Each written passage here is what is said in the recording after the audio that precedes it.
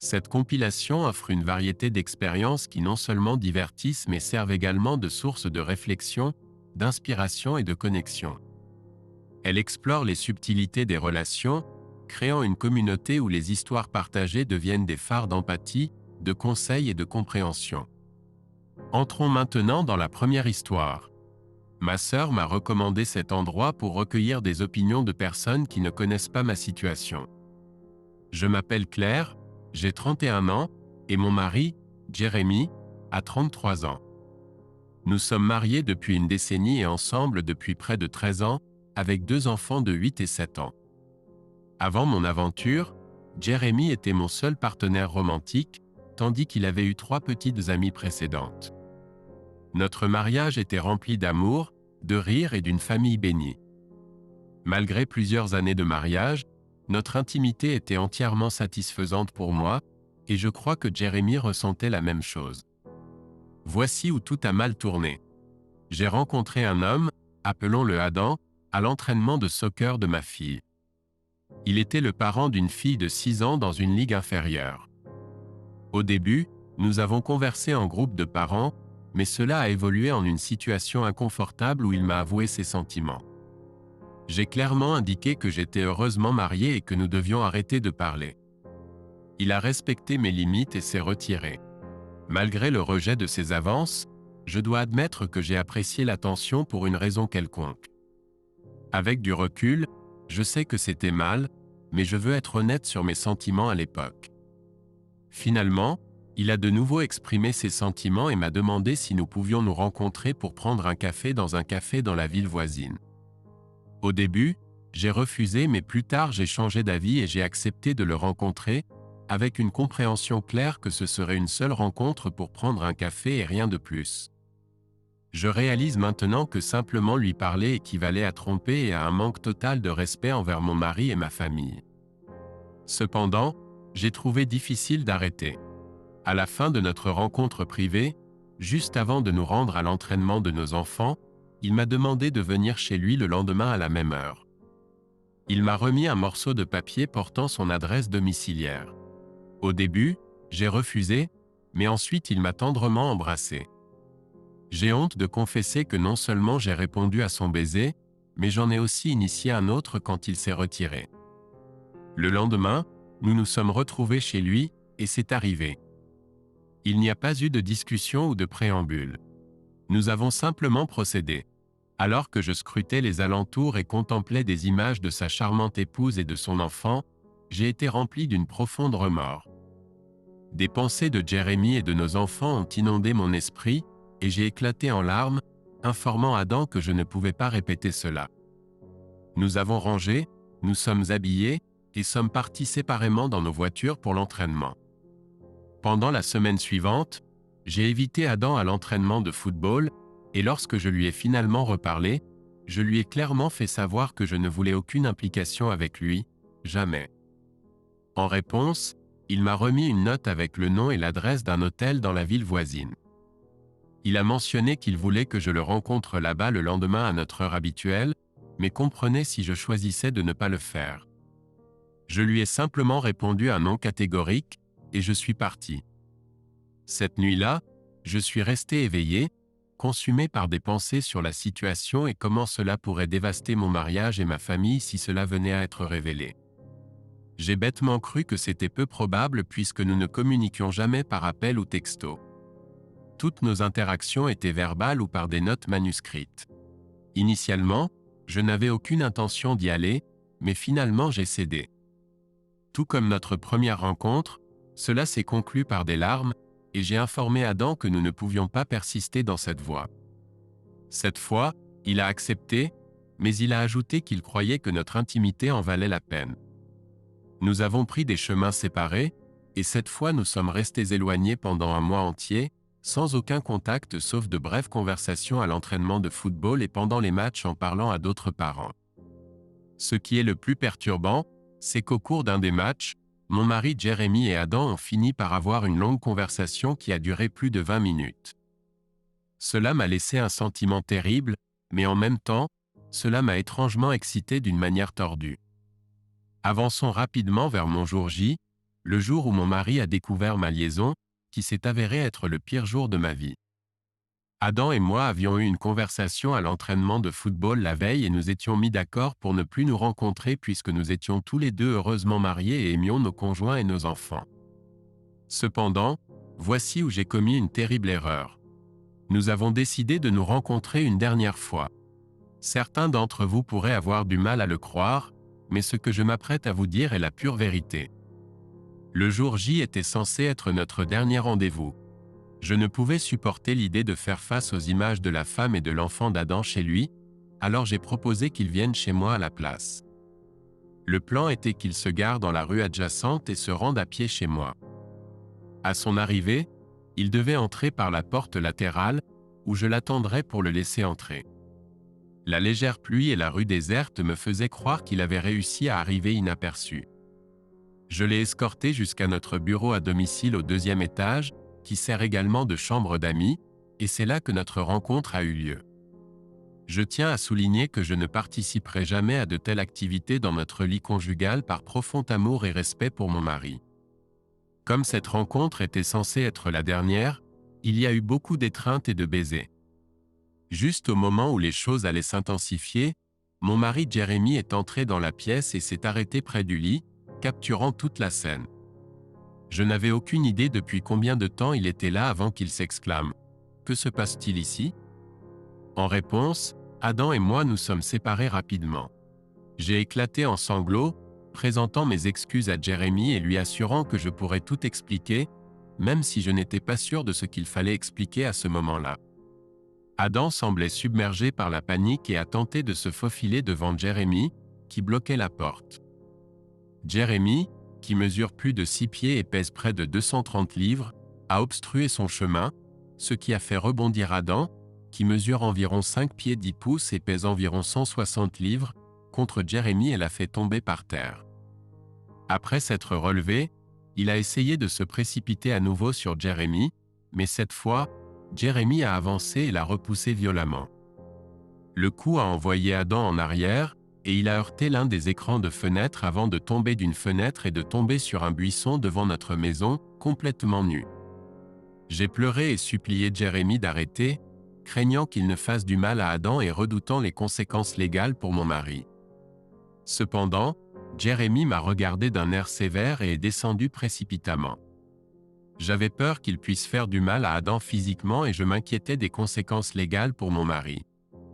Enveloppé dans une couverture, j'ai observé depuis la fenêtre pendant qu'Adam gisait dans le buisson, essayant de se libérer. J'ai pu discerner qu'il avait des égratignures et des blessures, mais rien de trop grave. Jérémy est sorti de la maison en tenant le téléphone d'Adam, et il a déversé un torrent d'exigences sur Adam, insistant pour obtenir son code d'accès. Adam a supplié pour la clémence, implorant Jérémy de ne pas lui faire de mal ou de contacter sa femme, Cathy. La fureur de Jérémy a monté en flèche alors qu'il a averti Adam de céder le code ou de faire face à des conséquences graves. Adam s'est immédiatement exécuté, et Jérémy a composé le code. Il a ensuite composé le numéro de Cathy et s'est présenté, racontant la scène bouleversante de l'exposition de son mari et de sa prétendue infidélité. Après un bref échange et des assurances, Jérémy a révélé notre adresse à Cathy avant de raccrocher. C'est alors que j'ai remarqué notre voisin s'approcher, s'enquérant de l'agitation. Jérémy l'a assuré que tout était sous contrôle et l'a remercié pour son inquiétude. Il a ensuite révélé qu'il nous avait surpris dans une situation compromettante. Notre voisin a révélé ses soupçons en observant un homme rôder autour de notre propriété, le prenant d'abord pour un cambrioleur jusqu'à ce qu'il me voie accueillir l'homme à l'intérieur. Il s'est senti obligé d'alerter Jérémy. Après avoir appris cela, Jérémy a annoncé son intention d'impliquer les autorités. Pendant ce temps, Adam, toujours dévêtu et tremblant, a supplié Jérémy de ne pas contacter la police. J'ai appelé Jérémy, l'implorant de reconsidérer, mais il est resté résolu et a passé l'appel. La police est arrivée peu de temps après. Jérémy et notre voisin ont conversé avec l'agent sur le trottoir, pointant vers la maison de notre voisin et faisant des gestes vers la fenêtre du bureau. Ils ont ensuite dirigé l'agent vers le buisson où Adam était recroquevillé, en pleurs. L'agent a demandé à Jérémie de récupérer les vêtements d'Adam, ce à quoi il a consenti. Alors que Jérémie ouvrait la porte, je me suis précipité en haut des escaliers, exprimant avec larmes mes regrets et mon affection pour lui, mais il n'a pas prêté attention. Il a simplement rassemblé les vêtements et les chaussures d'Adam avant de retourner dehors. L'agent a accepté les vêtements de Jérémie et les a remis à Adam, qui s'est maladroitement habillé, un spectacle profondément humiliant. À ce stade, Adam était en train d'hyperventiler et tremblait toujours de manière incontrôlable. Je n'avais jamais vu quelqu'un dans un tel état auparavant, et j'ai réalisé que c'était probablement dû à un mélange de peur nerveuse, de choc et au froid qu'il faisait, seulement 55 degrés. Je me suis positionné près de la fenêtre pendant que l'officier commençait à interroger Adam, bien qu'il ne puisse pas me voir à cause des moustiquaires que nous avions. L'officier a conseillé à Adam de se calmer et de se détendre, ce qu'il a finalement réussi à faire, en prenant la responsabilité de la situation et en exprimant que c'était entièrement de sa faute. Il a sincèrement raconté ce qui s'était passé et a expliqué qu'il avait chargé Jérémie parce qu'il voulait simplement s'éloigner de là, précisant que c'était une action défensive. J'étais soulagé qu'Adam n'accuse pas faussement Jérémie, et bientôt, un groupe de voisins s'était rassemblé devant, l'un d'eux leur expliquant la situation. Se sentant extrêmement gêné et continuant de pleurer, je me suis retourné vers l'officier de police et Adam, qui a refusé de porter plainte, déclarant qu'il voulait juste partir et promettre de ne plus jamais déranger notre famille. Peu de temps après, la femme d'Adam, Cathy, est arrivée sur les lieux, et mon mari est sorti pour la saluer, engageant une brève conversation. Adam s'est précipité vers elle, en pleurs et en s'excusant, mais elle ne lui a pas répondu, et l'officier a parlé avec elle, exprimant son désir qu'Adam reste loin d'elle. Instruit de reculer, Adam avait l'air trahi et s'est mis à sangloter, et l'officier a eu une conversation avec Jérémie et Cathy avant d'entrer dans la maison pour me parler. Il a appelé en haut des escaliers et a demandé que je descende pour une discussion, et j'ai accepté mais demandé un moment pour m'habiller. Par la suite, l'officier a recueilli ma déclaration et a mentionné que mon mari avait demandé mon départ volontaire de la maison vers la fin de notre conversation. J'ai expliqué à l'officier que je ne voulais pas partir et que j'avais besoin de parler à mon mari, mais il a suggéré qu'il serait préférable que je parte, au moins pour la nuit, pour permettre que les choses se calment, ce qui m'a fait fondre en larmes. Il a ensuite demandé s'il y avait quelqu'un que je pouvais appeler, et je lui ai dit que je pouvais appeler mes parents, et peu de temps après avoir mentionné cela, j'ai entendu la voix de ma mère sur le porche, ce qui m'a bouleversé quand je l'ai vue. J'ai dit à ma mère, « Maman, je suis désolé. Maman, j'ai vraiment merdé. » L'agent a conseillé à ma mère qu'il serait préférable que je reste avec elle pendant quelques jours jusqu'à ce que les choses se calment. Je suis monté à l'étage pour faire mes bagages, et bien que ma mère soit restée silencieuse, sa colère bouillonnante était palpable. Je pouvais sentir sa fureur, son embarras et sa profonde déception. En sortant, seul l'agent et quelques voisins étaient présents, engagés dans la conversation. L'agent nous a informé que Jérémie était parti chercher les enfants à l'école et qu'il les emmènerait à l'entraînement puis dîner. Il m'a demandé de fermer la maison et a mentionné que Jérémie m'appellerait dans quelques jours pour discuter. De retour chez mes parents, ma mère et mon père m'ont réprimandé pour avoir mis en péril mon mariage. J'ai présenté mes excuses et exprimé ma détermination à regagner la confiance de Jérémie. Mon père, cependant, a exprimé des doutes et a suggéré que je me prépare à un divorce, ce qui m'a fait fondre en larmes. Au cours des 2 jours suivants, j'ai essayé de joindre Jérémie par des textos et des appels, mais je n'ai reçu aucune réponse. Le mercredi soir, il a proposé une réunion le samedi matin à la maison pour discuter des prochaines étapes et m'a informé qu'il avait déjà parlé de la situation à nos enfants. Je ne pouvais m'empêcher de penser qu'il devait maintenant me mépriser. Dans un autre message, Jérémie a révélé qu'il avait porté plainte contre Adam et obtenu une ordonnance de restriction temporaire de 30 jours, ce que j'ai détesté entendre.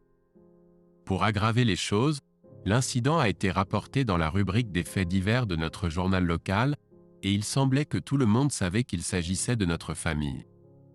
Le samedi, je ressentais un mélange d'excitation et de nervosité à l'idée de revoir Jérémie. Mes parents m'ont conduite jusqu'au lieu de rendez-vous, mais sont restés sur le porche pendant que Jérémie et moi nous rencontrions à l'intérieur. J'ai suggéré qu'il puisse partir, mais Jérémie a insisté pour qu'il reste car il ne me faisait pas confiance seul avec lui. Tu peux le croire? Lorsque je me suis dirigé vers lui pour une étreinte, il a levé les mains pour créer une barrière entre nous. Alors que nous nous sommes assis, il m'a présenté des documents détaillant notre séparation. Submergé par l'émotion, je n'ai pas pu retenir mes larmes et je l'ai supplié, le suppliant de ne pas aller plus loin. J'ai continué à plaider et à exprimer mes profonds remords, lui assurant de mon amour pour lui et lui seul. Sa réponse a été froide et inflexible, niant mes sentiments et expliquant méthodiquement les termes de la séparation. Malgré mes supplications persistantes pour une discussion, il est resté concentré sur les aspects logistiques de la séparation, détaillant la répartition des biens et des arrangements de vie. Il a exposé la répartition de nos finances et dépenses courantes, mettant l'accent sur la nécessité d'un examen juridique. Mes tentatives d'éviter toute implication juridique et de rechercher une conversation sincère ont été accueillies par son insistance inébranlable sur une séparation officielle. Il a clairement indiqué qu'il ne communiquerait qu'avec moi concernant nos enfants, rejetant toute autre conversation.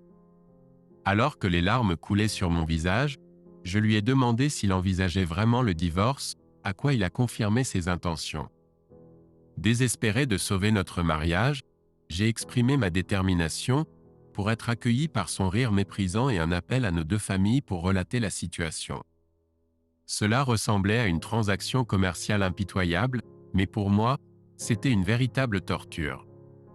Tout ce que je pouvais faire était de m'excuser et de promettre de me battre pour notre famille.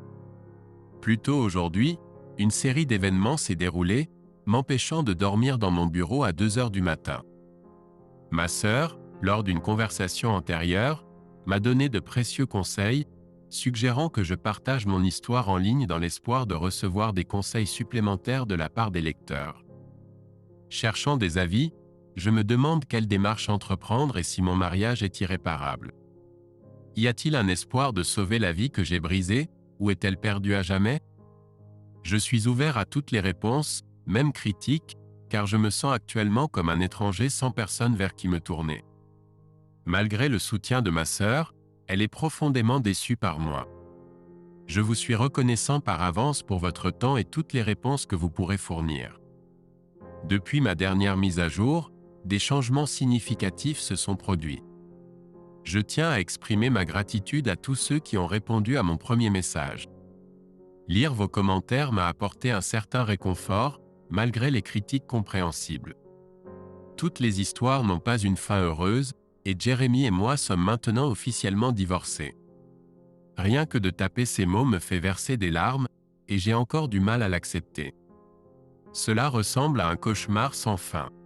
Comme vous vous en souviendrez peut-être de mon message précédent, mon mari et moi vivions ensemble dans la même maison, malgré notre séparation légale. Pendant le premier mois, les choses sont restées froides entre nous, mais Jérémie a progressivement commencé à se réchauffer, participant à plus de conversations, riant et plaisantant avec moi et les enfants. J'ai commencé à être optimiste quant à nos progrès et je croyais en la possibilité d'une réconciliation, tant que nous restions sur cette voie. Cependant, du jour au lendemain, environ 4 mois après notre séparation, Jérémie m'a demandé une conversation privée, sans les enfants présents. Je pensais que cette discussion porterait sur nos prochaines étapes vers la réconciliation, mais à ma grande surprise, il m'a dit qu'il voulait divorcer. Ce fut un moment totalement dévastateur pour moi. Je comprends que de nombreuses épouses dans des situations similaires utilisent fréquemment ce terme dans ces messages, mais je peux sincèrement dire que j'étais repentante. Jérémie a clairement indiqué que bien qu'il ait toujours un profond attachement pour moi, en tant que mère de nos 2 beaux enfants, l'amour, la passion et la confiance que nous avions autrefois ne sont plus là. J'ai tout fait pour changer sa décision, mais elle était déjà ferme. Nous nous sommes embrassés, mais l'étreinte ressemblait plus à celle d'amis qu'à celle d'un mari et d'une femme. Nous avions été séparés pendant près de 4 mois et avions déjà convenu de la division des biens en garde et de l'accord de séparation, donc le processus de divorce s'est déroulé rapidement et a été finalisé en février de cette année. Jeremy m'a traité équitablement, rachetant ma part de l'équité de notre maison et me donnant même 10 000 $ supplémentaires pour que je puisse offrir un foyer stable à nos enfants. Malgré la somme décente que j'ai reçue du divorce, cela n'était pas suffisant pour acheter une maison ou me soutenir à long terme. Par conséquent, j'ai accepté un emploi dans une nouvelle franchise de beignets située à proximité de l'école de nos enfants. Je connaissais la propriétaire de la franchise, alors je l'ai contactée et elle m'a immédiatement embauché. Contrairement à ce que vous pourriez penser, j'apprécie vraiment mon travail là-bas. La propriétaire est incroyablement sympathique et compréhensive, mes collègues sont fantastiques et nos clients sont extrêmement agréables. Parfois, je me surprends à souhaiter avoir pris un emploi pendant que j'étais marié, pensant que peut-être les choses auraient pu se passer différemment. Vous savez comment dit le proverbe, « Les mains oisives sont l'atelier du diable » ou quelque chose dans ce genre. Eh bien, je ne peux pas changer le passé maintenant. En ce qui concerne Jeremy, environ un mois après que notre divorce a été finalisé, il a annoncé à sa famille et à ses amis qu'il était officiellement en couple avec Cathy. Qui plus est, ils attendaient un enfant prévu pour août. J'ai appris cela par mes enfants, qui étaient excités à l'idée d'avoir 2 nouveaux frères et sœurs, le nouveau bébé et la fille de Cathy. Cette nouvelle m'a complètement bouleversé. Je ne pouvais pas comprendre comment Jeremy pouvait faire cela et ne pas me le dire lui-même. Il est évident que Jeremy et Cathy étaient impliqués l'un avec l'autre pendant notre séparation. On raconte qu'ils ont commencé leur relation peu de temps après le jour J. Nous vivons dans un état sans faute, donc cela n'a pas beaucoup de pertinence légale de toute façon. Contrairement à Jeremy et moi, Cathy a opté pour un divorce immédiat avec Adam. Comme la maison dans laquelle ils vivaient était un cadeau pour elle, et qu'ils avaient apparemment des économies limitées, leur divorce a été finalisé des mois avant le nôtre. Quant à Adam, son histoire est assez triste.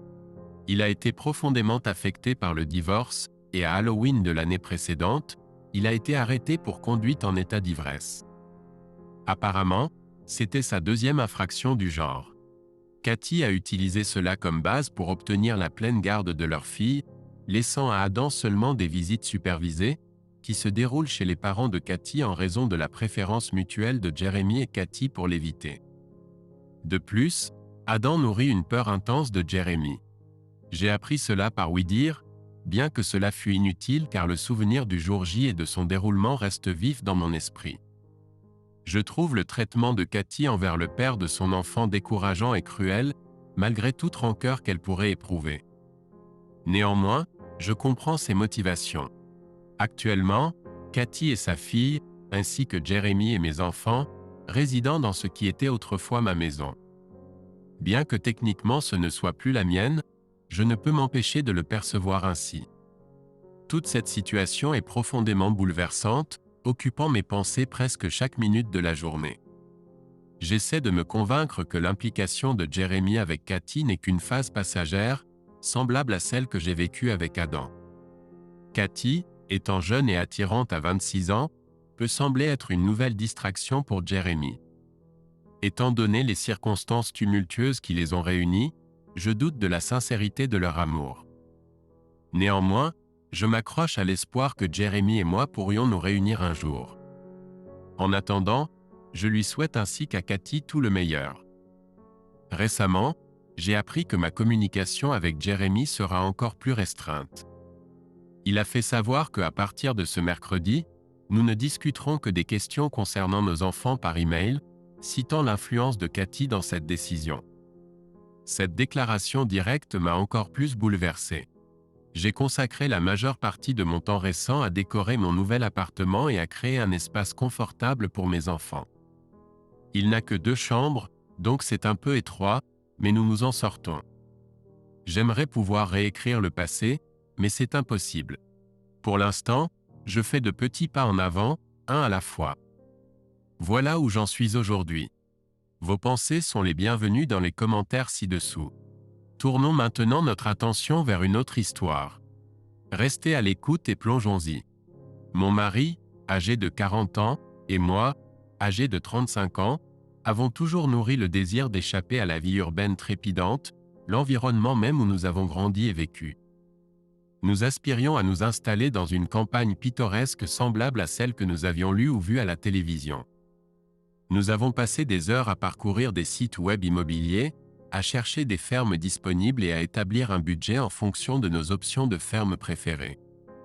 En prévision de cette transition, nous avons même commencé à cultiver des fruits et des légumes dans notre jardin comme une répétition pour notre future vie de fermier. Mon mari s'est consacré à son travail dans l'entreprise, économisant diligemment pour la ferme envisagée. Sa persévérance a finalement porté ses fruits, et nous avons acquis une ferme isolée, loin de la ville, nichée dans une étendue de terre isolée sans voisins en vue sur des kilomètres.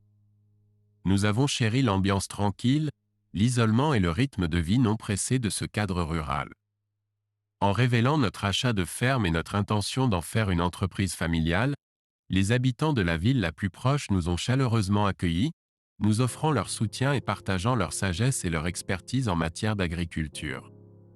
Cela a marqué un changement significatif par rapport à l'éthique individualiste à laquelle nous étions habitués en ville. La communauté incarnait vraiment l'esprit d'entraide, un concept et une expérience qui résonnaient profondément en moi. Pendant que mon mari travaillait dans les champs, je me suis retrouvé à m'occuper de notre maison et à préparer les repas. De plus, nous essayons activement de concevoir, et le changement de rythme et d'environnement semblait donner des résultats positifs, nous apportant une joie immense.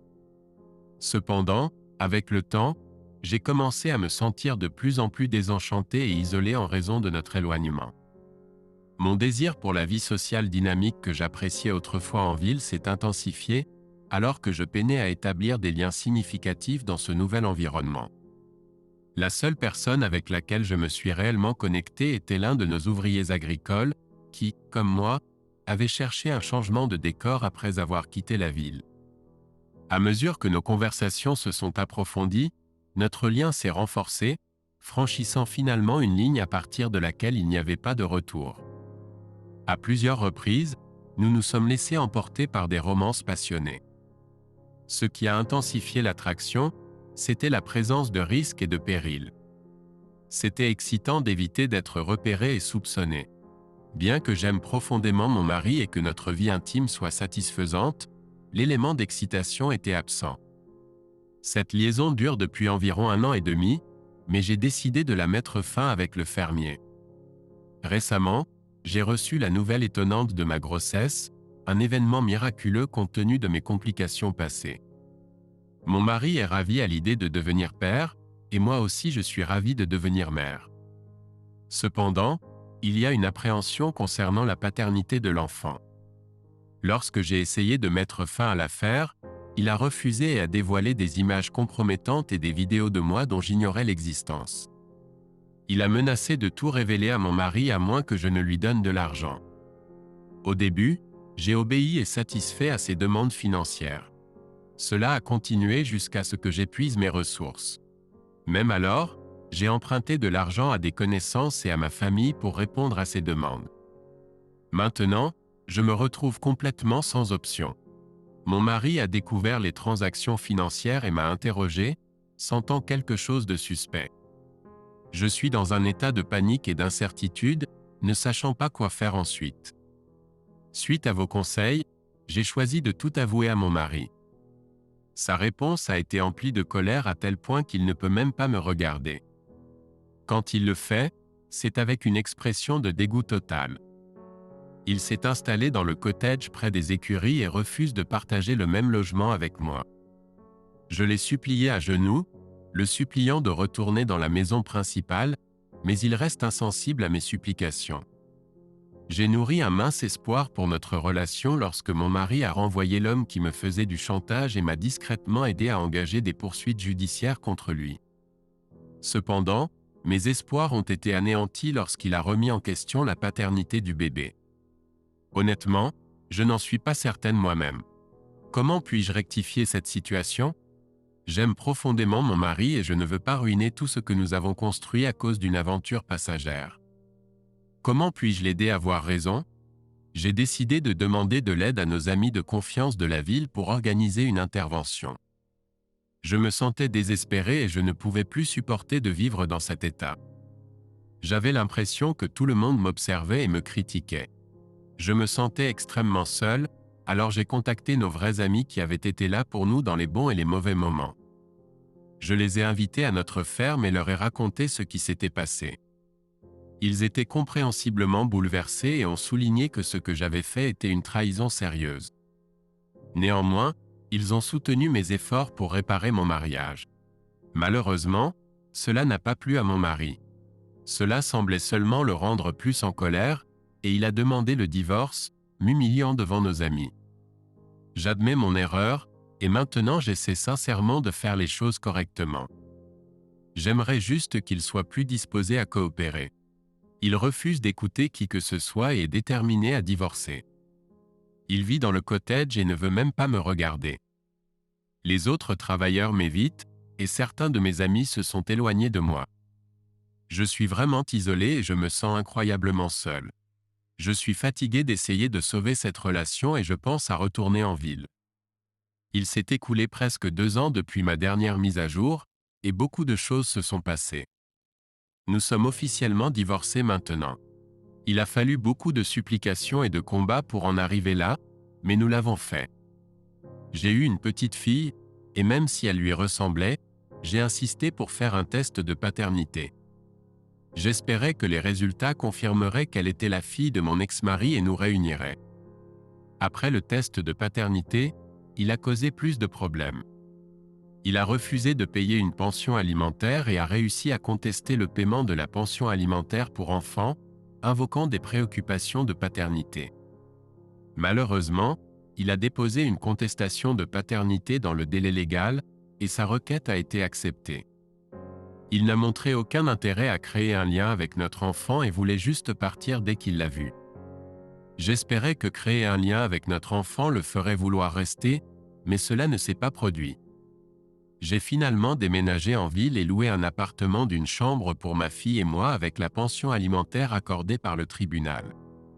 Cependant, ce soutien financier se termine bientôt, et je ne suis pas sûr de comment je vais m'en sortir une fois qu'il sera parti.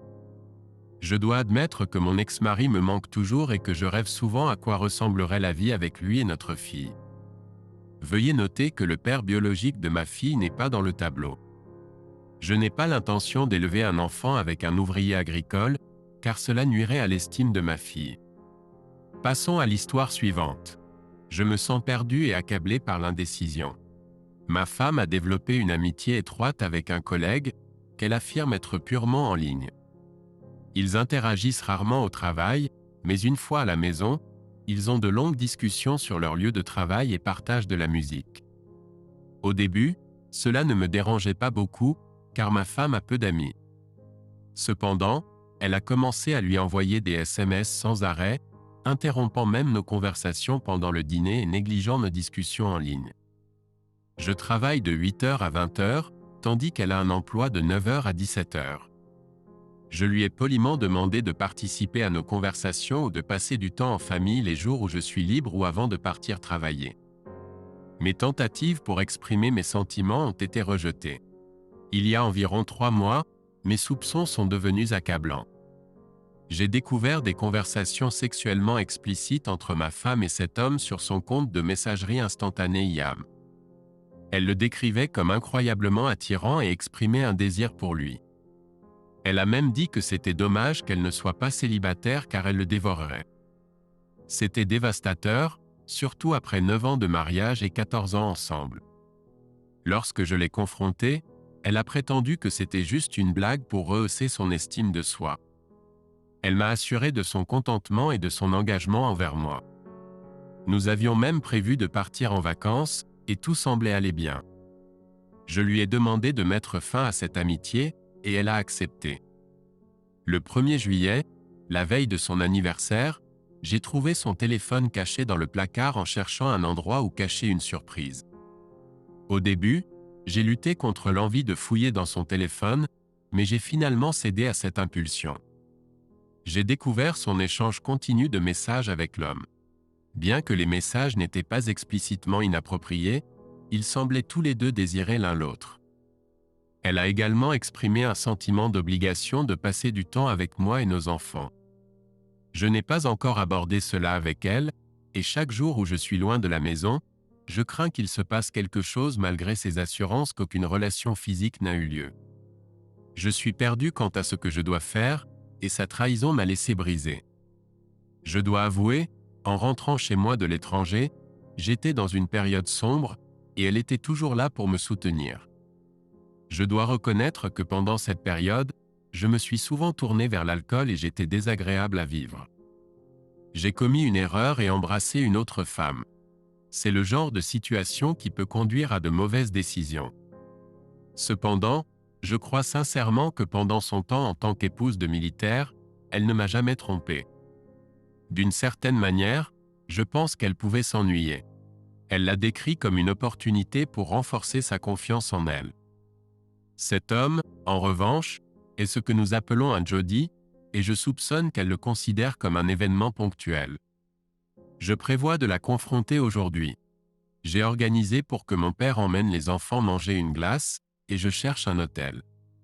Chers téléspectateurs, n'oubliez pas de partager vos réflexions ci-dessous. Restez à l'écoute alors que nous plongeons dans la prochaine histoire. Je suis une femme de 37 ans mariée à mon mari Dave depuis une décennie. Pour préserver la confidentialité, je le désignerai sous le nom de Dave. Il a 36 ans, possède un garage et est un mécanicien exceptionnel. Dave a travaillé avec diligence dans sa jeunesse et sa vie adulte précoce, économisant de l'argent pour établir son propre garage. Il incarnait l'époux idéal avec des qualités telles que l'amour, le soin, la compassion et la loyauté. Son éducation a considérablement façonné son caractère en raison d'une enfance difficile. Le père de Dave était un buveur et un homme troublé qui rentrait ivre à la maison et maltraitait la mère de Dave, même en leur présence. Malgré ses tentatives pour le mettre en cure de désintoxication, il rechutait à chaque fois. En tant qu'aîné de 3 frères, Dave, encore jeune dans sa préadolescence, a défendu sa mère et l'a encouragé à divorcer de son père. Il a pris un emploi à temps partiel en tant que nettoyeur de garage tout en étant à l'école et a rapidement progressé pour devenir mécanicien. La mère de Dave, jonglant avec 2 emplois, a trouvé un soulagement en soutenant son mari misérable après le divorce. Bien que Dave n'ait pas poursuivi des études supérieures, son intelligence vive, son esprit vif et sa capacité à apprendre rapidement m'ont toujours captivé. J'admirais profondément ses qualités en lui. Il s'est assuré que ses frères cadets reçoivent une éducation universitaire et a travaillé assidûment pour construire un foyer avant notre mariage. Même après être venu vivre avec moi, il est resté dévoué à prendre régulièrement des nouvelles de sa mère et de ses frères. Ses frères, désormais mariés et occupant des postes importants dans des entreprises, ont un profond respect et une grande admiration pour Dave en raison de ses sacrifices désintéressés. La mère de Dave, une âme douce, m'a accueilli comme sa propre fille, nous régalant souvent de délicieux cookies faits maison lors de ses visites. L'amour indéfectible de Dave pour sa famille n'a fait que renforcer mon affection pour lui. Contrairement à Dave, j'ai grandi dans un foyer stable avec mes 2 parents travaillant en tant que professeurs de lycée, offrant un environnement sécurisé. Bien que nous n'étions pas riches, mes parents ont veillé à ce que nous menions une vie respectable.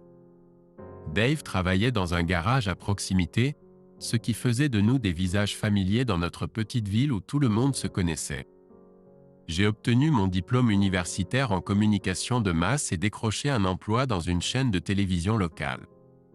Élevée pour être une femme indépendante, je n'ai jamais perçu de disparité sociale entre Dave et moi. Je l'appréciais pour ce qu'il était, et notre relation a évolué après que j'ai acheté ma première voiture à 23 ans. Mes parents n'avaient aucune réticence à l'égard de Dave et étaient fiers de ses efforts pour améliorer la situation de sa famille. Tôt dans notre relation, j'ai fait part à Dave de mon hésitation à avoir des enfants, ce qui l'a contrarié au début car il envisageait la paternité. Finalement, il a accepté une vie sans enfants, mais a exprimé le désir d'avoir un chat. Après notre mariage, nous avons accueilli 2 charmants chats chez nous. Notre mariage était heureux et tout semblait bien se passer. C'est peut-être pour cela que je me sentais un peu préoccupé. À la maison, Je n'avais aucune inquiétude grâce à Dave. Eh bien, c'est Dave, quelqu'un sur qui je peux toujours compter. Il m'a apporté un soutien émotionnel indéfectible, veillant à ce que tous mes besoins soient satisfaits, y compris notre charmante maison. Je crois que faire face à l'adversité est parfois nécessaire pour maintenir sa concentration dans la vie et éviter les distractions. Il y a quelques mois, j'ai rencontré un collègue au bureau, appelons-le Tom. Tom, âgé de 27 ans, a récemment rejoint notre équipe en tant que petit nouveau. Au début, il restait à l'écart car il n'avait pas d'amis. Pendant nos déjeuners ou pauses collectives, alors que nous nous amusions, il restait assis à une table à l'écart en nous observant. C'était sa première semaine, se sentir déplacé était parfaitement normal. J'avais vu beaucoup de nouveaux se sentir mal à l'aise auparavant, mais il y avait quelque chose en lui qui a attiré mon attention, peut-être son regard intense et désireux. Le 3e ou 4e jour, je l'ai abordé et je l'ai invité à m'accompagner pour aller prendre un café pour l'équipe, ce à quoi il a accepté avec enthousiasme. J'ai demandé s'il se sentait isolé dans le nouveau bureau, et il a fait signe que oui, expliquant qu'il était non seulement nouveau au bureau mais aussi dans la ville, n'ayant pas d'acquaintances là-bas, venant des zones rurales de la ville. Malgré sa passion pour l'animation et les jeux en ligne, il avait déménagé au centre-ville, laissant sa famille à la ferme. Pour une raison quelconque, j'ai ressenti le besoin de lui tenir compagnie et de l'aider à se sentir plus chez lui dans notre entreprise. Je lui demandais souvent de m'accompagner pour des sorties café occasionnelles, maintenant une relation purement professionnelle, ne le considérant pas comme un ami. Par coïncidence, il a été transféré dans mon équipe pendant sa formation, ce qui nous a rapprochés. Nous avons passé des pauses, des déjeuners et parfois des dîners ensemble. J'ai remarqué qu'il était souvent sur son téléphone, mentionnant son projet en ligne ou sa communauté, mais je n'ai pas posé plus de questions, supposant que c'était un intérêt de geek. C'est alors que j'ai commencé à tromper Dave, mentant sur le fait de dîner avec des clients pour éviter de lui dire que je restais tard au travail pour dîner avec mon jeune collègue, Tom.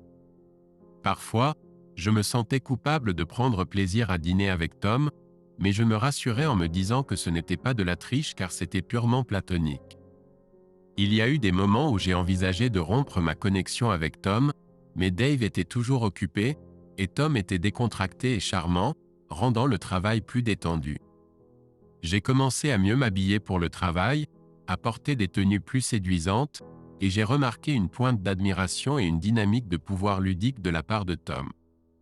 Ayant été avec Dave pendant 10 ans et l'avoir fréquenté pendant environ 3 ans, cela faisait longtemps que je n'avais reçu l'attention d'un homme, et j'ai apprécié. J'aimais la façon dont Tom complimentait mes tenues et accessoires, et j'ai développé un petit béguin innocent pour lui au travail. Il m'a confié qu'il est un influenceur sur les réseaux sociaux avec plus de 190 000 abonnés mais m'a demandé de garder le secret, car il ne voulait pas que cela affecte son travail. Apparemment, il fait des diffusions en direct sur Twitch avec une audience moyenne de plus de 20 000 personnes. Il y a environ 2 semaines, il m'a invité dans son studio à domicile où il fait des diffusions en direct. En tant que fan des médias et des plateformes sociales, j'ai ressenti un frisson d'excitation et de curiosité, malgré ma connaissance limitée de Twitch. C'est fascinant comme, malgré nos efforts promotionnels considérables, il a réussi à rassembler une énorme communauté en ligne par lui-même. Notre première rencontre dans un cadre privé était très attendue, car j'avais hâte de plonger dans son univers. J'ai essayé de me convaincre que mon intérêt était purement professionnel, mais au fond de moi, je savais que j'étais attiré par lui de plusieurs façons. À son arrivée, il m'a conduit dans son studio, qui dégageait un charme minimaliste et un parfum délicieux. Alors que j'imaginais animer ma propre émission, je l'ai bombardé de questions sur ses sessions de diffusion en continu. Certaines de mes questions sont restées sans réponse, car il a insisté pour que je ressente l'authenticité de la production lorsqu'il était en direct. Positionné en face de lui, j'ai observé comment il interagissait avec son public, discutant de sa semaine, répondant à des questions et donnant des conseils de remise en forme.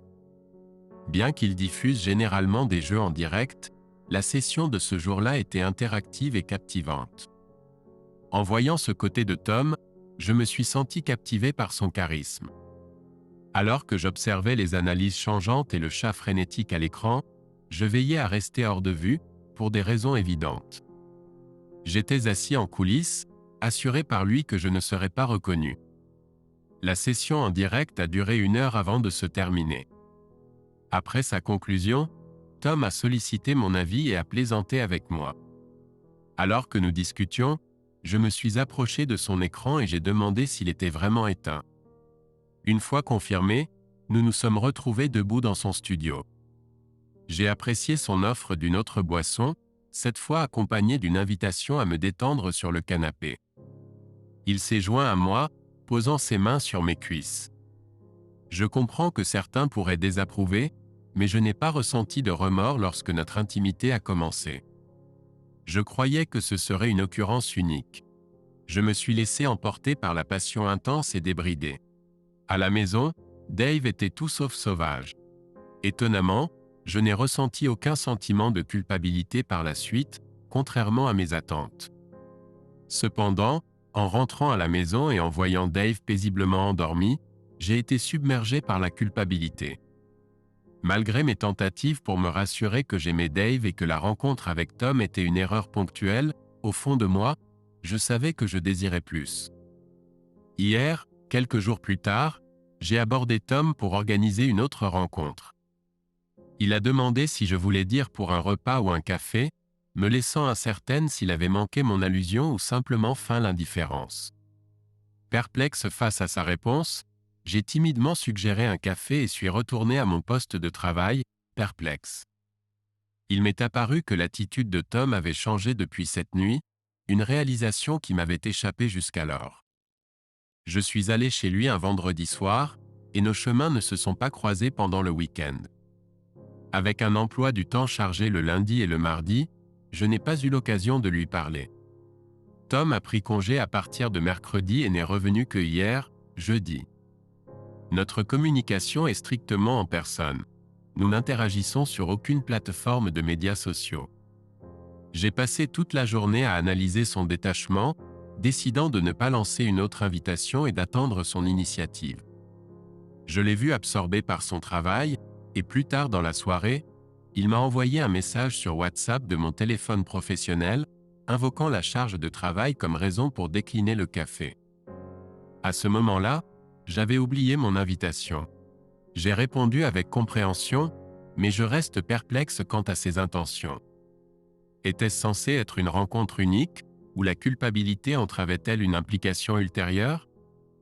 Ou peut-être n'ai-je pas répondu à ses attentes? Je suis également préoccupé par la possibilité qu'il me fasse chanter ou mette en péril mon mariage. Je lutte avec des sentiments de culpabilité d'avoir trahi mon mari dévoué, tout ça pour un homme qui m'a depuis ignoré après une seule soirée passionnée. Cela m'étouffe de l'intérieur, un tourment privé que je ne peux partager avec personne. Veuillez vous abstenir de me juger négativement. Je suis consciente de mes actes répréhensibles. Je cherche simplement des réponses. Ma vie a été complètement bouleversée, et je ne sais pas comment faire face ou avancer. Malgré les critiques que j'ai reçues pour ma confession précédente, je reste déterminé. J'ai besoin de me libérer, peu importe les étiquettes que les autres pourraient me coller. Je suis reconnaissante envers ceux qui ont tenté de comprendre et de me dissuader de poursuivre mes désirs, ou peu importe comment vous les appelez. Après son premier message WhatsApp déclinant mon invitation au café, j'ai envisagé de lui demander s'il ne souhaitait plus me voir, mais j'ai craint son rejet. Je désirais ardemment son désir autant que je le désirais. Après réflexion, j'ai osé demander pourquoi il me négligeait. Il a insisté sur le fait qu'il ne le faisait pas, attribuant son comportement à son occupation professionnelle. J'ai alors demandé si je n'avais pas réussi à répondre à ses attentes ce jour-là, à quoi il a affirmé avec ferveur ma valeur exceptionnelle. Il a expliqué que son cousin était en visite, l'empêchant de m'emmener chez lui. J'ai alors proposé qu'il vienne chez moi à la place, poussé par mes propres désirs et un désir de comprendre son point de vue. Il a ressenti mon urgence et l'a attisé, me poussant à exprimer en détail mes désirs pour notre prochaine rencontre. Notre conversation sur WhatsApp a commencé pendant le week-end, et je l'ai invité chez moi jeudi, que je vais appeler le jour J. Ce jour-là, Dave est parti pour son garage à l'heure habituelle, ignorant que j'avais appelé pour dire que j'étais malade et que je resterais à la maison. Tom, quant à lui, a informé son manager qu'il travaillerait à distance. Il est arrivé dans l'après-midi, à un moment où le quartier était animé, offrant une couverture à son entrée discrète. Dès que Tom est entré, je me suis abandonné à l'instant, poussé par un sentiment inexplicable que ce pourrait être notre dernière rencontre. Après 2 heures, Tom a suggéré de partir, mais je l'ai supplié de rester un peu plus longtemps, malgré le risque que Dave rentre à la maison. Vers 17 heures, Tom est parti, et je me suis rapidement préparé à l'éventuelle arrivée de Dave, libérant les chats qui avaient été confinés et m'occupant de mon apparence. Alors que la soirée avançait, j'attendais avec anxiété Dave, le contactant par appel et message, pour ne recevoir que le silence et des messages non lus. Il a finalement répondu, prétendant être occupé et retardant son arrivée jusqu'à 22 heures. En arpentant le salon, j'ai été confronté à des photos de mariage et à des souvenirs chéris, incertaine de savoir si c'était de la culpabilité que je ressentais. Je désirais m'assurer du bonheur de Dave. Précipitamment, je me suis dépêché vers la cuisine pour préparer sa lasagne bien-aimée. J'avais 1 heure avant son retour. À l'arrivée de Dave, je l'ai accueilli avec une étreinte. À ma déception, mon geste ne l'a pas impressionné. Au lieu de cela, il est directement allé dans la chambre, s'est douché, changé et s'est retiré au lit. Excité, je lui ai parlé de la lasagne que j'avais cuisinée, mais il a préféré le porridge restant de la veille. Malgré mes tentatives pour savoir s'il y avait un problème, il est resté silencieux, feignant l'ignorance. Quand j'ai répété ma question, ma voix tremblait. Il a dû remarquer, car il s'est levé et s'est dirigé vers la salle à manger. Je l'ai suivi, mais il est resté silencieux. Dans un effort pour détendre l'atmosphère, j'ai commencé à mettre la table. Je lui ai servi une assiette et je me suis assise en face de lui, essayant de comprendre la cause de la détresse de Dave. Bien que Tom me préoccupait beaucoup, j'ai essayé de chasser cette pensée, craignant la révélation de mon infidélité. Dave a finalement rompu le silence, demandant des nouvelles de l'homme qui était venu du travail. Perplexe, j'ai demandé « Quel homme ?» Dave a soupiré et a dit « Celui pour qui tu as enfermé les chats. » Avant que je puisse répondre, il a révélé qu'il avait tout vu sur la caméra du distributeur de nourriture pour chats, mes rires avec mon amant et ma supplication pour qu'il reste plus longtemps. Malheureusement, l'enregistrement s'était arrêté avant que je puisse le visionner, mais Dave possédait une transcription écrite des messages que j'avais envoyés à Tom, confessant tout. Je me sentais complètement humilié. J'ai reconnu mon erreur mais j'ai cherché à atténuer les dégâts. Je suis devenu défensive, criant à Dave d'arrêter et essayant de lui prendre son téléphone pour savoir comment il avait accédé à mes messages. Je soupçonnais qu'il avait fouillé dans mon téléphone pendant que je dormais, mais il a révélé qu'il s'était connecté par inadvertance à mon ordinateur portable quelques jours plus tôt, où mon WhatsApp professionnel était ouvert. Il avait vu les messages là-bas. L'intention de Dave avait été de nous prendre en flagrant délit. Heureusement, la discussion ne précisait pas le jour où Tom et moi devions nous rencontrer, m'épargnant une grande gêne. Être surpris avec Tom par Dave aurait été terrible. Je l'ai réprimandé pour avoir violé ma vie privée. C'était stupide, mais je devais dire quelque chose, n'est-ce pas?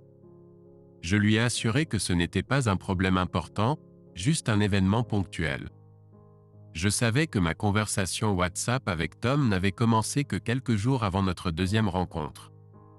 Nous avons discuté de nos projets pour la prochaine rencontre, mais la discussion ne contenait aucune preuve d'activités antérieures. Je l'ai supplié, affirmant que c'était simplement une rencontre physique ponctuelle et que je ne le répéterais pas. Mes supplications sont tombées dans l'oreille d'un sourd. Dave n'écoutait même pas. Il avait la tête plongée dans son téléphone. Dans un accès de fureur, j'ai saisi son téléphone et l'ai supplié de m'écouter. J'ai remarqué qu'il conversait avec quelqu'un sous un nom formel, un avocat. Je me suis effondré, le suppliant d'arrêter et de me donner l'occasion de m'expliquer. J'ai agrippé ses genoux, en pleurs, le suppliant pour une dernière chance, mais il est resté impassible. Il a ignoré mes supplications. Quand il a finalement parlé, il m'a calmement ordonné de quitter les lieux. J'étais stupéfaite, n'ayant jamais anticipé un tel abandon. J'ai pleuré inconsolablement, implorant son pardon, mais il est resté insensible. Il m'a regardé avec des yeux froids et a déclaré « Aucune larme ni supplication ne changera ma décision. Tu perds ton temps et tes larmes inutilement. Garde-les pour l'avenir. » J'ai reconnu qu'il avait raison. Il ne changerait pas d'avis, du moins pas à ce moment-là. La maison dans laquelle nous résidions appartenait à Dave. Il l'avait construite avant notre mariage, donc je n'avais aucun droit dessus. De plus, je ne désirais pas m'engager dans des disputes sur la propriété et les finances. Je désirais Dave. Je lui ai informé que je partirais le lendemain matin, car il était déjà très tard, passé minuit. Il a acquiescé, déclarant que c'était acceptable, mais que je devais être parti d'ici son retour à la maison le lendemain.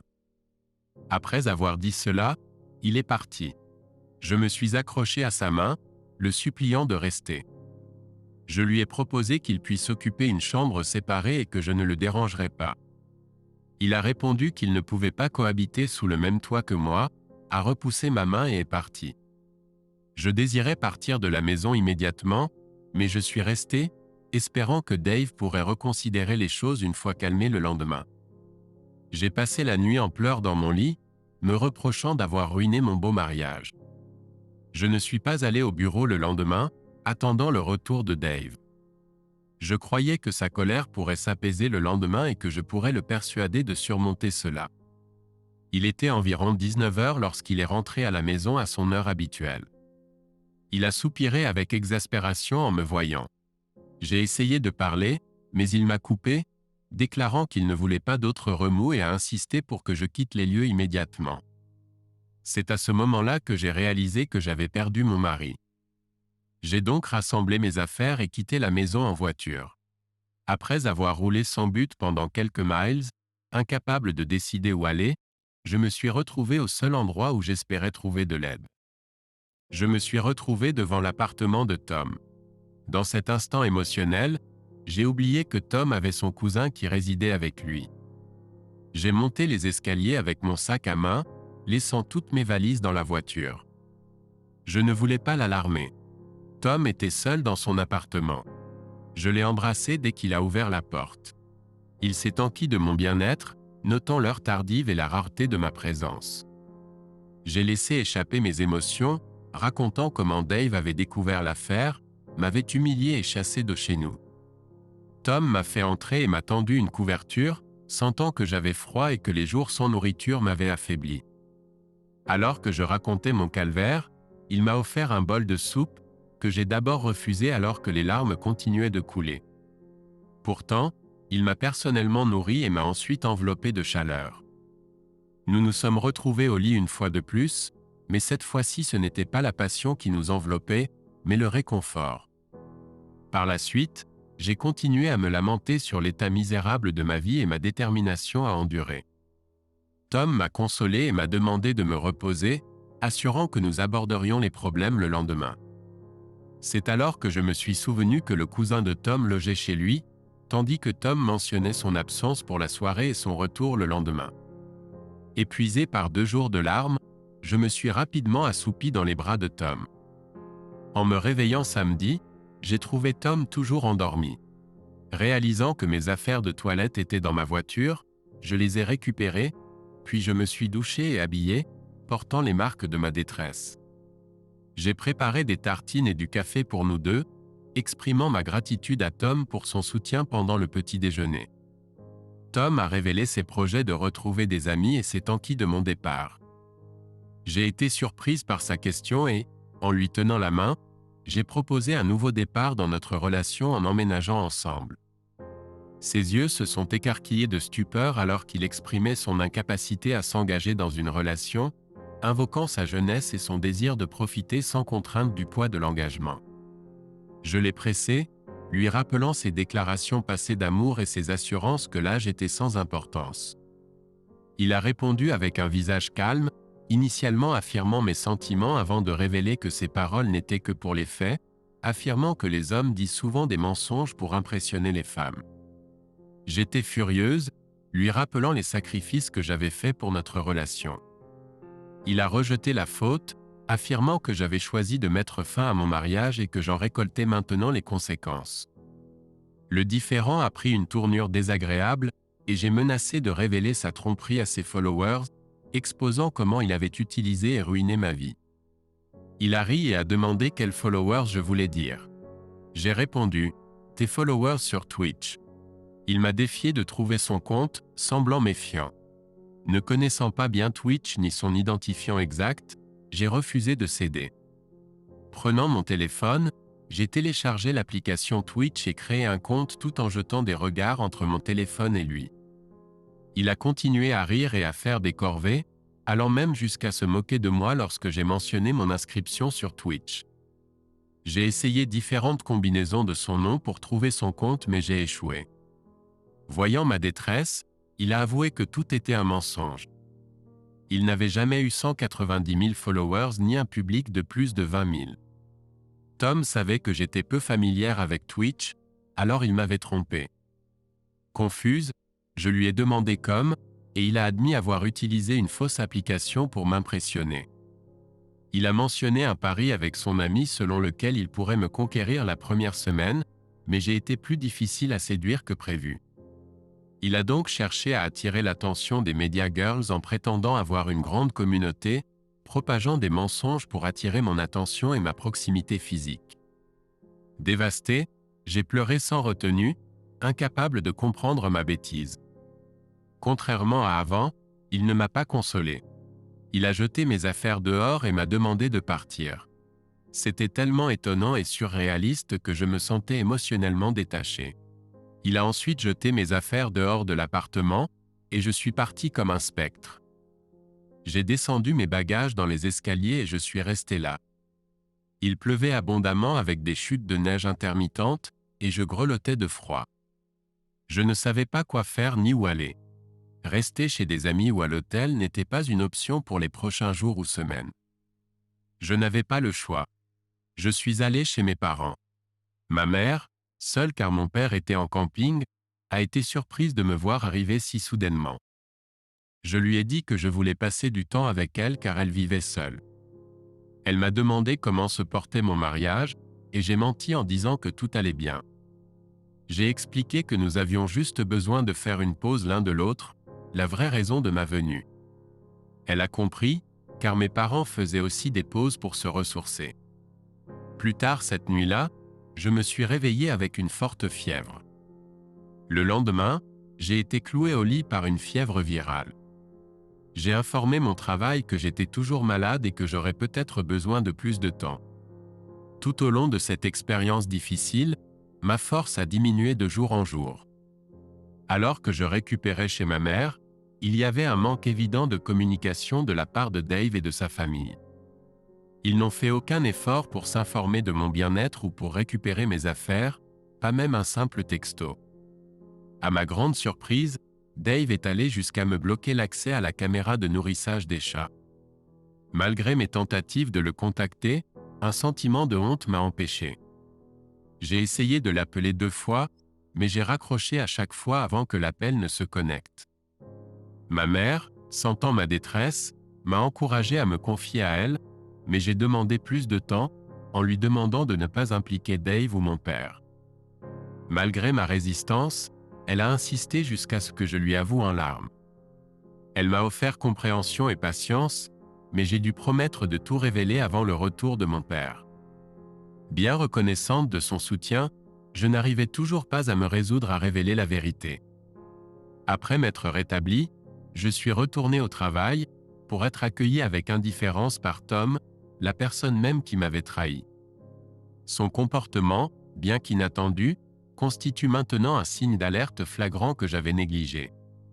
J'avais naïvement cru être à l'abri d'une telle tromperie, pour réaliser trop tard ma folie. Cela a été une semaine difficile depuis que j'ai cherché refuge chez ma mère, songeant à contacter la mère de Dave pour une réconciliation, mais ma culpabilité pèse lourdement sur moi. L'idée de faire face à ma belle-mère, qui m'avait montré tant de gentillesse, me remplit de crainte. Accepter le divorce imminent avec Dave reste un défi, et je suis intimidé par la perspective d'annoncer la nouvelle à mes parents et de reconstruire ma vie. Peut-être pourrais-je organiser une rencontre avec Dave sous prétexte de voir nos chats, mais je me sens totalement piégé dans cette situation. Une mise à jour a apporté un désespoir supplémentaire alors que je me suis retrouvé convoqué dans le bureau de mon manager, confronté à des preuves de ma liaison avec Tom et aux images vidéo compromettantes de la caméra de nourrissage des chats, envoyées par Dave à mon lieu de travail, pleinement conscient de la politique stricte de l'entreprise contre de telles relations. J'étais submergé et je me suis retrouvé en train de craquer devant mon manager, plaidant désespérément pour une chance. Mon manager m'a informé que Tom avait été licencié sans avoir eu l'opportunité de s'expliquer. J'ai découvert que j'avais été rétrogradé de mon poste de visage d'un segment d'émission du week-end à un travail de bureau consistant à faire des recherches pour d'autres présentateurs. Malgré mes supplications pour rester à mon poste, mon manager m'a expliqué qu'il avait déjà plaidé en ma faveur devant la direction pour sauver mon emploi. Selon la politique de l'entreprise, j'aurais dû être licencié en même temps que Tom, mais en raison de mon ancienneté et de mes bonnes performances, j'ai réussi à conserver mon emploi. Ce fut le moment le plus humiliant de ma vie. En quelques jours, cette nouvelle est devenue le plus grand sujet de commérage dans le studio et au bureau. Les gens avaient l'habitude de rouler des yeux de manière taquine quand ils nous voyaient, Tom et moi, pendant le déjeuner, demandant aux autres ce qu'ils voulaient comme café. Maintenant, avec son licenciement et ma rétrogradation, il ne serait pas difficile pour eux de faire le lien.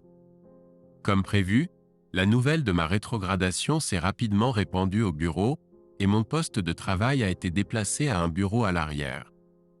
Je voulais démissionner sur le champ. Si j'avais été dans une ville, je l'aurais fait instantanément.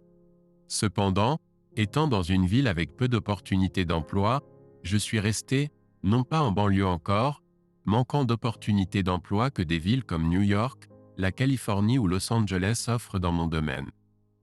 Ajoutant à mes défis, je n'avais pas de mari pour me soutenir, et Dave essayait activement de me rendre sans emploi, me laissant sans espoir de pension alimentaire. Pour la première fois, j'ai regretté de ne pas avoir d'enfant. Un enfant avec Dave aurait peut-être maintenu la communication ouverte entre nous, me donnant éventuellement une autre chance ou empêchant l'affaire tout entière. Jusqu'à ce moment-là, je n'avais pas dit à ma mère. Quand je suis retourné au travail, elle a insisté pour avoir une explication, mais j'attendais le bon moment pour lui dire. La réalité m'a frappé de plein fouet un jour après le travail, et j'aurais souhaité lui avoir dit plus tôt. Près de 2 mois après que tout a commencé à s'effondrer, dès que je suis entré à la maison, ma mère m'a remis les papiers de divorce qu'elle avait gardés. Je voulais avouer, mais la peur m'a retenu. Elle m'a grondé de ne pas l'avoir informée plus tôt, m'accusant de mentir. Après avoir reçu les papiers de divorce, elle a appelé Dave et lui a demandé des explications. Dave lui a dit la vérité, et malgré ses tentatives pour me défendre, il lui a montré les preuves. À ce moment-là, j'étais certaine que même si ma mère ne l'avait pas demandé, Dave lui aurait présenté les preuves, car il semblait résolu dans sa mission de me ruiner, sans place pour le débat, et n'avait aucune intention de me fournir un soutien financier, un sentiment avec lequel je concordais. Je ne le méritais pas, et je ne désirais pas son argent. Peu de temps après, mon père est revenu de son voyage de camping, et ma mère l'a mis au courant de la situation.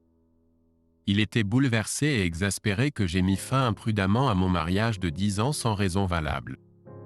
Il a exprimé sa déception, affirmant qu'il n'avait jamais cru que j'étais capable de tel acte. Il a même contacté Dave avant moi, s'excusant pour mon comportement.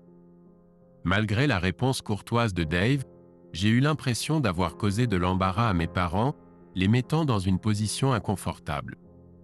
J'ai pleuré et je leur ai présenté mes excuses sincères. Alors que ma mère me consolait, j'ai supplié mon père de parler à Dave et de le dissuader de poursuivre le divorce. Cependant, mon père m'a regardé sévèrement, affirmant que le divorce était inévitable et que je devais me préparer. Quelques jours plus tard, j'ai signé à contre-cœur les papiers du divorce, reconnaissant que ce chapitre était clos. Plus je tardais, plus c'était douloureux. Je devais avancer. Mon lieu de travail est devenu insupportable également.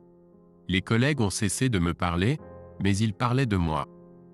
Lorsque la nouvelle de mon divorce s'est répandue, leurs spéculations ont trouvé confirmation. Même si tout était vrai, c'était pénible d'être le sujet de ragots scandaleux au bureau. Des personnes que je considérais comme des amis se sont éloignées et ont alimenté les rumeurs. Après avoir enduré 3 mois de cet environnement toxique, j'ai pris la décision de démissionner. Au début, j'ai passé des jours et des nuits sur mon lit d'enfance, à regarder des séries en boucle et à manger des cochonneries, ce qui a entraîné une prise de poids de 12 livres en 2 semaines. Finalement, ma mère est intervenue et m'a emmené en thérapie car j'avais perdu tout goût à la vie. Tout ce que je désirais, c'était Dave. J'avais besoin de lui. Dans un dernier effort, ma mère a rencontré Dave, le suppliant de me rencontrer une fois. Elle lui a décrit l'état misérable de ma vie et a promis que je montrerais ma valeur si on me donnait une autre chance. Malheureusement, Dave a rejeté sa demande, affirmant qu'il acceptait toutes les conditions sauf l'infidélité. Il a raconté à quel point il désirait ardemment devenir père, mais il a renoncé à ce rêve également, uniquement pour être avec moi. Abattue, ma mère est revenue m'informer que j'avais perdu un homme bien pour rien, même pas un caillou. J'avais l'intention de ruiner Tom, mais il avait déjà quitté la ville peu de temps après avoir été licencié. Cela fait plus de 2 mois que j'ai commencé mes séances de thérapie, mais je doute que cela fasse jamais une différence. J'ai pris la décision de quitter cet endroit qui me donne l'impression de m'étouffer. Partout où je me tourne, tout le monde que je rencontre me ramène des souvenirs de Dave ou parle de lui. J'ai besoin de m'échapper de la maison familiale, car je ne supporte pas de faire face à mon père et de voir la honte dans ses yeux quand il me regarde. La nouvelle de mon infidélité et de mon divorce s'est répandue dans le quartier, et je suis accueilli par des regards froids et étranges à chaque rassemblement social. Je ne pouvais pas avancer dans ma vie dans un tel environnement. De plus, je suis au chômage depuis plus de 3 mois et je ne peux plus compter sur le soutien de mes parents. Par conséquent, j'ai pris la décision de déménager dans la région de la baie. Mon vol est prévu pour demain matin. J'espère laisser mon passé derrière moi et commencer une nouvelle vie. Je sais que j'ai commis des erreurs, mais croyez-moi, j'ai payé le prix maintes fois. Mise à jour. Cela fait 3 ans depuis ma dernière publication en ligne, et je n'aurais jamais pensé la mettre à jour à nouveau. Comme je l'ai mentionné précédemment, j'ai déménagé dans la région de la baie après que ma vie ait pris une mauvaise tournure. J'ai eu du mal à trouver un emploi, j'ai vécu dans un appartement miteux avec 2 autres femmes et j'ai dû reconstruire ma vie. J'ai perdu ma ville natale, ma carrière réussie, mes amis, mes chats et ma famille à cause d'une erreur. Parfois, je me demande si cette erreur méritait un tel prix lourd. Je ne suis pas sûr si je l'ai mentionné auparavant, mais je n'ai jamais voulu quitter ma ville natale. Malgré le fait que les gens de ma ville aspiraient à s'installer dans une grande ville, j'étais toujours contente dans mon propre espace. Même pendant mes études et lorsque j'ai commencé ma carrière, mes parents ont suggéré de déménager dans une ville plus dynamique, mais j'ai toujours refusé. Appelez-moi vieux jeu, mais c'est comme ça que j'étais. Alors que mon frère est parti en Californie pour ses études et s'y est installé, la vie a pris une tournure inattendue, me forçant à recommencer dans une ville étrange, et cela même à la fin de la trentaine. Se faire des amis était difficile, car les personnes de mon âge en avaient fini avec les amitiés et étaient plongées dans la vie de famille. Ceux qui cherchaient de nouveaux amis ne se connectaient pas avec moi, mais petit à petit, j'ai reconstruit ma vie, à la fois personnellement et professionnellement. J'ai affronté des défis. Je n'ai pas décroché de rôle à l'écran, mais j'ai fini par obtenir un emploi de recherche en coulisses. Je ne visais pas une place de choix réservée aux employés expérimentés. Je cherchais un programme de 15 à 30 minutes sur les chaînes locales, mais cela s'est également avéré difficile. La plupart des chaînes m'ont rejeté en raison de mon âge, préférant des visages plus jeunes. Dans ma lettre de démission, il était clair que j'avais été rétrogradé de mon poste précédent. Travailler pour une chaîne locale aux tendances politiques de droite dans une petite ville n'était pas considéré comme une expérience précieuse dans la région de la baie de San Francisco. J'avais de grands espoirs d'obtenir une promotion au poste d'animateur de première partie dans mon ancienne entreprise, mais ma progression a été entravée lorsque Dave a révélé une de mes erreurs. Maintenant, je me retrouve à travailler en coulisses en tant qu'éditrice, vérifiant la grammaire et les phrases, ce qui est mieux que rien. Ayant fêté mes 40 ans le mois dernier, j'ai pris mes premières vacances depuis mon divorce, un voyage en solo en Floride, mais je n'ai pas pu en profiter pleinement malgré tous mes efforts. Voir des femmes de mon âge en vacances avec leur famille ou des mères occupées avec leurs enfants pendant les courses m'emplit d'envie. Bien qu'il y ait des femmes célibataires qui s'amusent, je me sens contrainte à la solitude, n'ayant jamais souhaité cela depuis mes débuts en tant que petite amie à 15 ans. Bien que j'adore mes 2 chats, ce n'est pas pareil. En essayant de me lier d'amitié avec d'autres femmes célibataires, j'ai réalisé que je suis devenue moins sociable. Malgré le fait que je pourrais être une bonne épouse à nouveau, je préfère rester seule. Cependant, lorsque j'essaie de me lier d'amitié avec quelqu'un ou de commencer à fréquenter, mon infidélité passée me hante et j'ai trop honte pour l'admettre. Initialement, je me suis confié à quelques femmes à la bibliothèque locale, mais elles m'ont jugé sévèrement, ce qui m'a poussé à garder mon passé secret. Pourtant, dissimuler mon histoire rend les nouvelles personnes méfiantes, créant des situations gênantes. Pouvez-vous imaginer à quel point c'est misérable pour moi? Pour ajouter à ma détresse, ma mère a récemment révélé quelque chose qui a bouleversé mon état mental. Lors d'un appel la semaine dernière, elle m'a, comme d'habitude, encouragé à recommencer ma vie, étant la seule à me soutenir en matière de rencontres et de mariage depuis que mon père m'a pratiquement abandonné à cause de la honte que j'ai apportée à la société. Je n'ai pas visité la maison depuis mon départ, alors que mon frère, maintenant un banquier distant en Californie, a une femme et une fille. Ma mère s'inquiète de ma solitude et veut que je me marie pour ne pas rester seule. Je n'ai pas de vrais amis ou de famille sur qui compter pour un soutien émotionnel, alors elle continue d'évoquer l'idée du mariage. Lors de notre appel régulier la semaine dernière, elle a insisté pour que je rencontre de nouvelles personnes et commence à sortir avec quelqu'un. Quand j'ai refusé, elle est devenue insistante, suggérant que je devrais passer à autre chose comme Dave l'a fait et construire une vie de famille heureuse. Dans un accès de colère, elle a presque laissé échapper que Dave s'était remarié. Intrigué, j'ai demandé si Dave s'était effectivement remarié. Initialement hésitante, elle a finalement révélé que Dave s'était remarié dans l'année suivant notre divorce, et maintenant il a des jumeaux, un garçon et une fille. Les chats se portent aussi bien. Il y a quelques semaines, les enfants ont fêté leur premier anniversaire, et Dave a organisé une grande fête d'anniversaire dans la salle communautaire. Des larmes ont coulé de mes yeux.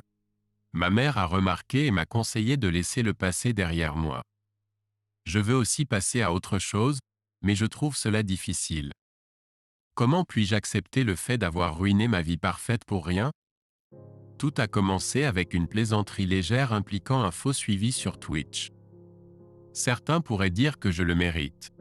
Peut-être que si, mais si vous allez offrir une honnêteté franche, au moins donnez-moi quelque chose de constructif. Maintenant, passons à un autre bref récit. Restez à l'écoute et plongeons-y. Je suis une femme de 29 ans, et je suis avec mon mari de 30 ans depuis près de 7 ans. Nous nous sommes mariés peu de temps après nous être rencontrés, et nous avons 2 enfants ensemble. C'est un homme remarquable, beau, bien éduqué, avec un emploi lucratif, et il m'a toujours traité avec respect. Mes amis proches et ma famille me rappellent fréquemment à quel point je suis chanceuse de l'avoir et à quel point il est une personne exceptionnelle. Je nous considérais comme des âmes sœurs. Cependant, il y a environ 1 an, j'ai commis une grave erreur. Je suis sorti avec un groupe d'amis pour fêter un anniversaire, j'ai beaucoup bu et j'ai fini par coucher avec un homme qui me draguait toute la nuit. C'était la première fois depuis des années que je me sentais aussi insouciante, et je ne peux même pas expliquer pourquoi je l'ai fait. Mais dès que j'ai réalisé ce que j'avais fait, j'ai appelé un taxi et j'ai tout avoué en larmes à mon mari. J'ai ressenti un regret écrasant et de la haine envers moi-même. Initialement, il est resté silencieux et calme, mais il a exprimé son désir de divorcer. Après de nombreuses supplications, nous avons convenu de suivre une thérapie. Cependant, Lors de nos séances de thérapie, il semble désengagé. Il reste simplement là, à faire défiler son téléphone. Lorsqu'on lui demande ses émotions ou ce qu'il peut faire pour améliorer notre relation, il répond négativement, parfois avec des remarques blessantes à mon égard. Il reste souvent silencieux et indifférent, montrant peu d'intérêt à engager des conversations. Malgré mes efforts pour sauver notre mariage au cours de l'année écoulée, j'ai accepté à contre-cœur ses souhaits, même ceux que je n'aime pas. J'ai assumé toutes les responsabilités domestiques sans son aide, satisfaisant ses exigences et supportant ses explosions de colère et ses paroles blessantes. Bien qu'il traite nos enfants avec amour et s'abstienne de parler mal de moi en leur présence, il a menacé de divorce et évoqué mon infidélité passée lorsque je ne réponds pas à ses attentes. J'ai des soupçons sur sa communication avec d'autres femmes, mais je manque de preuves concrètes. Son attitude dédaigneuse et son manque de considération pour mes sentiments m'ont laissé sentir abandonné par l'homme que je connaissais autrefois. Malgré mon amour profond pour lui, je regrette mes actes et aspire à ce que notre famille soit à nouveau unie. Je suis incertaine quant à l'avenir de notre mariage, mais je suis déterminée à faire tout ce qu'il faut pour le sauver. J'éprouve le besoin de partager mes pensées et je songe à chercher un nouveau thérapeute pour avancer. Aujourd'hui, j'ai confronté mon mari, sentant qu'il pourrait ne plus être disposé à sauver notre relation. Initialement, je l'ai abordé avec l'intention de lui faire part de ma compréhension de sa douleur, en lui assurant que si jamais il ne souhaitait plus sauver notre mariage et voulait avancer, je céderais et le libérerais. J'ai professé mon amour indéfectible pour lui, mettant l'accent sur sa nature inébranlable. Il est resté silencieux, puis il s'est approché de moi pour m'étreindre, et nous nous sommes retrouvés tous les deux en larmes. C'était la première fois depuis longtemps que je ressentais une chaleur sincère de sa part. Après quelques moments d'étreinte et de larmes, il m'a relâché et m'a demandé de le rejoindre pour une conversation. Il a ensuite exprimé son amour sincère pour moi et sa profonde préoccupation pour nos enfants. Il a avoué la difficulté qu'il avait à surmonter les événements, évoquant des moments de colère intense alimentés non seulement par le ressentiment envers mes actes, mais aussi par des images mentales hantantes de mes transgressions. Il a révélé sa lutte pour se débarrasser de ces images perturbantes. Il a fait part du fait qu'en dépit des tentations à l'infidélité, son amour pour moi et nos enfants l'emportait toujours sur les plaisirs éphémères. Il a affirmé avec force qu'il ne pourrait jamais me causer la douleur que je lui avais infligée, car son amour pour moi était trop profond pour permettre un tel mal. Ces paroles m'ont encore plus brisé. Il a ensuite admis ressentir un sentiment de brisure irréparable en lui-même. Il a reconnu avoir engagé des conversations avec d'autres femmes ces derniers mois, mais a souligné qu'il s'était abstenu de toute implication physique ou romantique car cela lui semblait incohérent. Ma suggestion qu'il puisse avancer a marqué la première fois où il s'est senti vraiment compris dans sa tourmente intérieure et sa souffrance émotionnelle. Il a exprimé son incertitude quant à notre avenir, mais a fait part de son désir actuel d'être célibataire et de se concentrer sur son amélioration personnelle sans moi. Je lui ai assuré que j'étais prête à signer les papiers de divorce si tel était son souhait et que je ne demandais rien de lui. J'ai insisté sur le fait que tout ce qu'il avait apporté dans le mariage lui appartenait, et j'ai refusé tout soutien financier, malgré ses revenus plus élevés. Cette révélation l'a ému aux larmes, et il a exprimé l'espoir d'un pardon éventuel. Il croyait que le temps passé séparément serait bénéfique pour nous deux, offrant une opportunité d'introspection. Il a révélé son intention de consulter un avocat et d'entamer le processus de divorce dans environ une semaine. Je n'avais aucune inclination à entamer une nouvelle relation après le divorce, désirant ardemment son retour pour restaurer notre ancienne famille. Je regrette profondément mes actions et porte un lourd fardeau de regret, reconnaissant que j'ai pris des chemins différents de la personne qui complète vraiment mon âme. L'inévitabilité du divorce plane sur nous. Passons maintenant au dernier récit. Mon copain et moi sommes ensemble depuis environ 6 mois, et il est vraiment remarquable. Nous nous disputons rarement, et il garde généralement une attitude détendue. Cependant, une situation impliquant mon ami Matt a introduit une certaine tension. Matt et moi sommes de proches compagnons depuis de nombreuses années, partageant un amour profond pour nos chiens et nos professions liées aux chiens. Nos journées sont principalement occupées par des activités telles que la randonnée, la course, l'entraînement, l'agilité, le frisbee, la course, et plus encore, toutes centrées autour de nos chiens. C'est étrange car, malgré une attraction physique évidente entre Matt et moi, nous n'avons jamais élevé notre relation à un niveau romantique, et je ne suis pas certaine pourquoi. Peut-être que c'est une question de timing ou d'autres circonstances. Mon copain n'est pas perturbé par mon amitié avec Matt. Il n'est pas possessif et a son propre cercle d'amis. Nous n'avons jamais eu de conflit ou de dispute concernant mes interactions avec d'autres hommes. En fait, mon copain et Matt s'entendent bien et passent parfois du temps ensemble. C'est là que les choses deviennent compliquées. Matt et moi nous engageons souvent dans des débats et des discussions passionnées, pas des altercations réelles, mais des dialogues animés. En revanche, mon copain est très passif et n'apprécie pas les conflits.